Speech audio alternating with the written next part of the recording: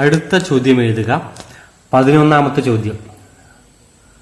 ചോദ്യം number 11 9, 11, 13 etcetera എന്ന സമാന്തര ശ്രേണിയുടെ ആദ്യത്തെ കുറച്ച് പദങ്ങളുടെ തുകയും 16 കൂട്ടിയപ്പോൾ 256 കിട്ടി. എത്ര പദങ്ങളാണ് കൂട്ടിയത് എന്നാണ് ചോദ്യം.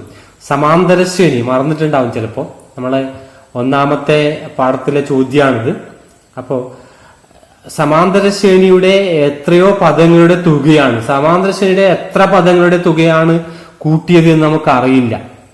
സമാന്തര ശ്രേണിയുടെ n പദങ്ങളുടെ തുകയാണ് കൂട്ടിയതെന്ന് വിചാരിക്കാം.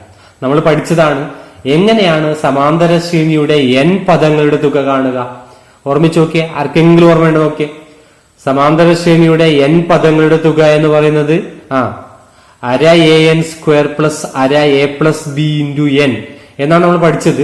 നിങ്ങൾ ടെക്സ്റ്റ് ബുക്കിൽ വേറെ രീതിയിലും ഉണ്ട്, നമ്മൾ ഓൺലൈൻ ക്ലാസ്സുകളിൽ വേറെ സമവാക്യങ്ങളൊക്കെ ഉപയോഗിച്ച് കണ്ടിട്ടുണ്ട്. പക്ഷെ ഒരു രീതി നമ്മൾ പറഞ്ഞ രീതി ഇതാണ്, അര an² പ്ലസ് അര a plus b into n. അത് എഴുതാം. ഇതാണ് സമാന്തര ശ്രേണിയുടെ n പദങ്ങളുടെ തുക. സമാന്തര ശ്രേണിയുടെ n പദങ്ങളുടെ തുക കാണാനുള്ള ഒരു വഴി അര an² പ്ലസ് അര a plus b into n. ഇവിടെ a എന്തിനെ സൂചിപ്പിക്കുന്നു? a എന്നത് പൊതുവ്യത്യാസമാണ്, b എന്നത് ആദ്യ പദത്തിൽ നിന്ന് പൊതുവ്യത്യാസം കുറച്ചതാണ്.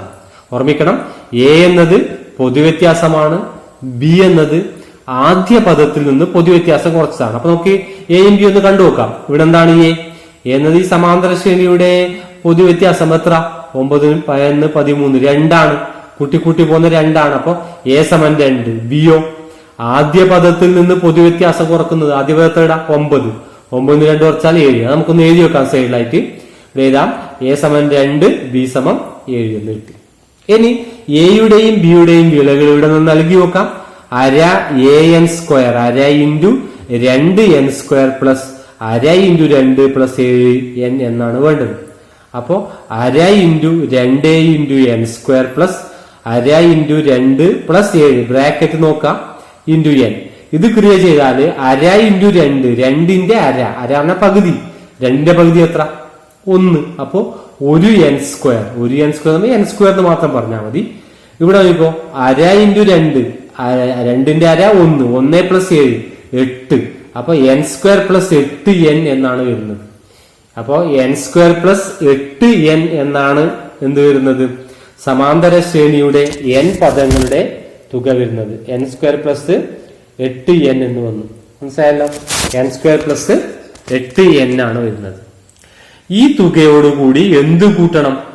16 കൂടി കൂട്ടുന്നു. അപ്പൊ n² പ്ലസ് 8n കൂടി എന്ത് കൂട്ടാം? 16 കൂട്ടി നോക്കാം. അപ്പൊ എന്ത് സംഭവിക്കും നോക്കാം. n² പ്ലസ് 8n പ്ലസ് 16 സമയം 256. ഇതാണ് ചോദ്യത്തിൽ പറയുന്നത്. അപ്പൊ n² പ്ലസ് 8n പ്ലസ് 16 സമയം 256. n പദങ്ങളുടെ തുകയോട് 16 കൂട്ടുമ്പോൾ 256 കിട്ടി. അപ്പൊ n എന്ത് എന്നല്ലേ ചോദ്യം. ഇതാണ് സമവാക്യം. ഇവിടെ എക്സിന് പകരം n ഉപയോഗിച്ചു എന്നേ ഉള്ളൂ. ഇത് n-നുള്ള ഒരു രണ്ടാകൃതി സമവാക്യമാണ്. അപ്പൊ നമ്മൾ ഇതിനെ വർഗത്തികവാക്കി നോക്കണം. അപ്പൊ ആദ്യം ഇത് വർഗത്തികമാണോ നോക്കാം. എങ്ങനെയാ നോക്കുക? n² ഒക്കെ 8n, n-ന്റെ ഗുണകം ഇവിടെ 8 ആണ്, 8ന്റെ പകുതി 4 ആണ്, 4ന്റെ വർഗം 16. അപ്പൊ n-ന്റെ ഗുണകത്തിന്റെ പകുതിയുടെ വർഗം, n-ന്റെ ഗുണകം 8, 8ന്റെ പകുതി 4, 4ന്റെ സ്ക്വയർ 16. അപ്പൊ n² പ്ലസ് 8n പ്ലസ് 16 സമം 256 കിട്ടി. n² പ്ലസ് 8n പ്ലസ് 16 സമം 256. അപ്പൊ ഇത് n പ്ലസ് 4 ഹോൾ സ്ക്വയർ ആയി. അപ്പൊ n പ്ലസ് 4 ഹോൾ സ്ക്വയർ സമം n² plus 8n plus 4 square സമം 256. അപ്പൊ അടുത്ത സ്റ്റെപ്പ് എന്ത് എഴുതി? n പ്ലസ് 4 ഹോൾ സ്ക്വയർ സമം 256. അപ്പൊ നമുക്ക് n കണ്ടുപിടിക്കാലോ. n എന്തായിരിക്കും? അപ്പോ n ബാക്കി കണ്ടുപിടിക്കാൻ പറ്റുമല്ലോ. n പ്ലസ് 4 ഹോൾ സ്ക്വയർ സമം 256. അപ്പൊ നമുക്ക് ബാക്കി n കണ്ടുപിടിക്കാം. എങ്ങനെയാണ്? n പ്ലസ് 4 സമം റൂട്ട് 256 അല്ലെ, റൂട്ട് ഓഫ് 256. അപ്പൊ n പ്ലസ് 4 സമം 16 കിട്ടും. ബാക്കി നിങ്ങൾ n കണ്ടുപിടിക്കാം. എത്ര പദങ്ങളുടെ തുകയാണ് കണ്ടുപിടിച്ചത് എന്ന് നോക്കുക. മനസ്സിലായല്ലോ? അതും ചെയ്തു നോക്കുക. ഇതേപോലെ മറ്റൊരു ചോദ്യം കൂടി നമുക്ക് നോക്കാം. 5, 7, 9 എന്ന സമാന്തര ശ്രേണിയിലുള്ള ആദ്യത്തെ എത്ര സംഖ്യകൾ കൂട്ടിയാലാണ് 140 കിട്ടുക. നമ്മളിപ്പോ ചെയ്ത പോലെ തന്നെയാണ്. അപ്പൊ ഈ സമാന്തര ശ്രേണിയുടെ n പദങ്ങൾ കൂട്ടിയാലാണ് 140 കിട്ടുന്നത് ചെയ്താ. ഇപ്പൊ ചെയ്ത അതേപോലെ ഒരു ചോദ്യമാണ് ചെയ്യുന്നത്. അപ്പൊ എന്ത് ചെയ്താ, n പദങ്ങൾ കൂട്ടുന്നു. അപ്പൊ Sn സമം അര an സ്ക്വയർ പ്ലസ് അര a plus b into n. നമ്മളിപ്പോ പറഞ്ഞു ഇവിടെ a എന്നത് എന്താ, പൊതുവ്യത്യാസമാണ്. b എന്നത് ആദ്യ പദത്തിൽ നിന്ന് പൊതുവ്യത്യാസം കുറക്കുന്നു. ഇവിടെ പൊതുവ്യത്യാസം 2 ആണ്. b 5ൽ നിന്ന് 2 കുറക്കുന്നു. അപ്പോഴെന്തായി മാറി, എയും ബിയും എഴുതാം. a സമം 2, b സമം 3 മാറി. അപ്പോ പൊതുവ്യത്യാസം നമുക്ക് എങ്ങനെ എഴുതാം, Sn സമം അര ഇൻറ്റു 2n സ്ക്വയർ പ്ലസ് അര ഇൻറ്റു 2 പ്ലസ് 3n. അര ഇൻറ്റു 2 പറഞ്ഞാൽ 1, 1n സ്ക്വയർ, n സ്ക്വയർ. അര ഇൻറ്റു 2 1, 1 പ്ലസ് 3 4n. അപ്പൊ എന്തായി കിട്ടി, n സ്ക്വയർ പ്ലസ് 4n എന്ന് കിട്ടി. n സ്ക്വയർ പ്ലസ് 4n കിട്ടി. ഇതാണ് തുക. അപ്പൊ n സ്ക്വയർ പ്ലസ് 4n എന്ത് സമം എന്താണ്, 140. അപ്പൊ n സ്ക്വയർ പ്ലസ് 4n സമം 140 മാറുന്നു. n സ്ക്വയർ പ്ലസ് 4n സമം 140. മനസ്സിലായല്ലോ. അപ്പൊ ഇതാണ് സമവാക്യം. ഇതെന്ത് ചെയ്താൽ മതി, ഇതൊരു വർഗത്തികമാണോ, അല്ല. അപ്പൊ നമ്മൾ വർഗത്തികയിലേക്ക് മാറ്റുക. എന്നിന്റെ ഗുണകം ഇവിടെ 4 ആണ്. 4ന്റെ ഗുണകത്തിന്റെ പകുതി 2, 2ന്റെ വർഗം 2 സ്ക്വയർ. അപ്പൊ 2 സ്ക്വയർ ആണ് രണ്ട് ഭാഗത്തും കൂട്ടുന്നത്. അപ്പൊ എന്തായി മാറി, n square plus 4n plus 2 square സമം 140 പ്ലസ് 2 സ്ക്വയർ. നമ്മൾ നേരത്തെ ചെയ്ത പോലെ തന്നെയാണ്.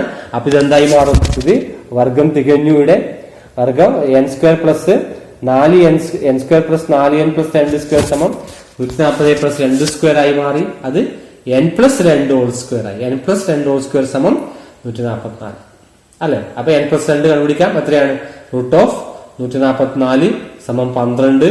അപ്പൊ n സമം എത്ര, 12 10. അതായത് ഈ സമാന്തര ശ്രേണിയുടെ 10 പദങ്ങളുടെ തുകയാണ് 140 എന്ന് മനസ്സിലാവും. നിങ്ങൾക്ക് വേണമെങ്കിൽ ഇതിന്റെ 10 പദങ്ങൾ തുക കണ്ടുപിടിക്കാം, 140 എന്ന് കിട്ടും. മനസ്സിലായല്ലോ. അപ്പൊ സമാന്തര ശ്രേണി എന്നൊരു പാഠത്തിലേക്ക് നമ്മൾ എഴുതി രണ്ടാകൃതി സമവാക്യങ്ങളെ